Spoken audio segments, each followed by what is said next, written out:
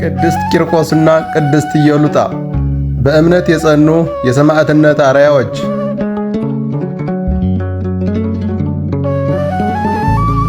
ሰላም ለእናንተ ይሁን ውድ የእጀታ ቲዩብ ቤተሰቦች። ዛሬ በእጅጉ አስደናቂና መንፈሳዊ ትምህርት የተሞላ የሁለት ታላላቅ ቅዱሳን ታሪኮችን እንቃኛለን። እነርሱም ቅድስት ኢየሉጣና ልጇ ቅዱስ ቂርቆስ ናቸው። ይህ ታሪክ የእምነት ጽናት፣ የእናትና ልጅ ፍቅር፣ የመንፈሳዊ ድልና የእግዚአብሔርን ረድኤት በግልጽ የሚያሳይ ነው። ቅድስት ኢየሉጣ በሮም ግዛት ስር በነበረች አንዲት ከተማ በክርስቲያናዊ ሕይወት የጸናች ሴት ነበረች። ሕይወቷ በጸሎት፣ በትህትና፣ በፍቅርና በበጎ ሥራ የተሞላ ነበር። ልጇን ቂርቆስንም ከትንሽነቱ ጀምሮ በክርስቶስ እምነት እንዲያድግ በጥንቃቄ አስተማረችው። በዚያን ዘመን ግን ክርስቲያኖች ከፍተኛ መከራ ይደርስባቸው ነበር። አረማውያን ገዢዎች ለጣዖት እንዲሰግዱ ያስገድዷቸውም ነበር። እምነታቸውን የማይክዱ ደግሞ በከባድ ስቃይ ይቀጡ ነበር። ቅድስት ኢየሉጣም ይህን ሁኔታ በማየት ልጇን ይዛ ከአንድ ቦታ ወደ ሌላ ቦታ ሄደች። ነገር ግን መከራው አልቀረላትም። አንድ ቀን የንጉሥ ወታደሮች እናትና ልጁን ያዙ። በፍርድ ፊት አቅርበው እምነታችሁን ከካዳችሁ በሰላም ትኖራላችሁ ብለው አስፈራሯቸው። ነገር ግን ቅድስት ኢየሉጣም ሆነ ትንሹ ቂርቆስ በአንድ ድምፅ ክርስቶስን አንክድም ብለው መለሱ። መኮንኑ በዚሁ ተቆጥቶ በተለያዩ የስቃይ መሳሪያዎች ማሰቃየት ጀመረ። በጋለ ብረት፣ በመግረፍ፣ በመብሳትና ሌሎች አስከፊ መንገዶችን ለማስፈራራት ቢሞክርም እግዚአብሔር ቅዱሳኑን ያጸና ነበር። የሚያቃጥሉ ብረቶች ኃይላቸውን ያጡ ይመስል ነበር። የመከራውም ኃያል በእግዚአብሔር ፈቃድ ይቀል ነበር።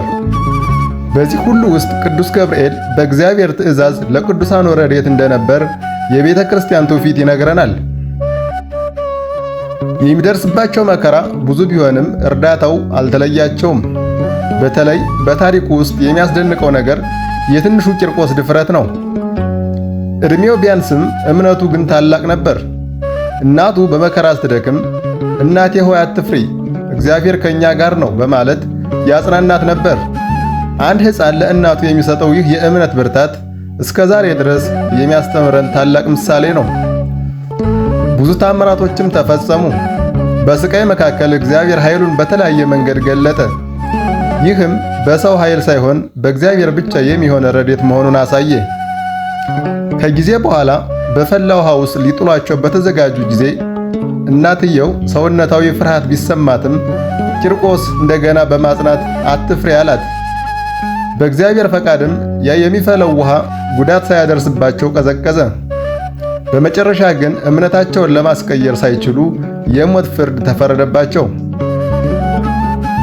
እናትና ልጅ እስከ መጨረሻው ድረስ በክርስቶስ ፍቅር ጸንተው የሰማዕትነትን አክሊል ተቀበሉ። ቤተ ክርስቲያንም ይህን ታላቅ ተጋድሎ በክብር ታወሳለች። የዚህ ታሪክ መልእክት ግልጽ ነው። እምነት በቀላል ጊዜ ብቻ የሚታይ አይደለም፣ በመከራ ጊዜ የሚጸና ነው። ቅዱስ ቂርቆስና ቅድስት ኢየሉጣ የዚህን ዓለም ጊዜያዊ ስቃይ በመናቅ ዘላለማዊውን ክብር መርጠዋል። ስለዚህ እኛም በሕይወታችን የሚገጥመንን ፈተና በእምነት በጸሎትና በትዕግስት ማለፍ እንዳለብን ከእነርሱ እንማራለን። ውድ ተከታዮቻችን የቅዱስ ቂርቆስና የሕፃኑ እምነት፣ የቅድስት ኢየሉጣ የእናትነት ጽናት እንዲሁም የቅዱስ ገብርኤል ረድኤት ለሁላችን የመንፈሳዊ ብርታት ምንጭ ይሁን። በሕይወታችን ውስጥ የሚመጣውን መከራ በፍርሃት ሳይሆን በተስፋና በእግዚአብሔር እምነት እንቀበል። የቅዱስ ቂርቆስ፣ የቅድስት ኢየሉጣና የቅዱስ ገብርኤል ጸሎትና ምልጃ ከሁላችን ጋር ይሁን። አሜን።